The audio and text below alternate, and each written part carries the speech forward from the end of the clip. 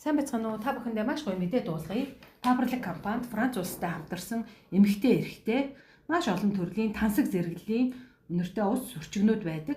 За шүрчиг ус болгон өөрийн гэсэн бэлэгдэлтэй. Жишээ нь эмэгтэйчүүдэд аз жаргал дууддаг аз жаргалын ус байна. За гоо үзэсгэлэнгийн хатан хаа гэсэн бэлэгдэлтэй ийм ус байна. Амжилт аз дууддаг Азийн ус гэж ярьдаг одоо ийм ус байна. За мөн бизнес наймаа эрхэлдэг хүмүүс зориулсан мөнгө дууддаг мөнгөний энергитэй одоо ийм хос ус байх жишээ нь.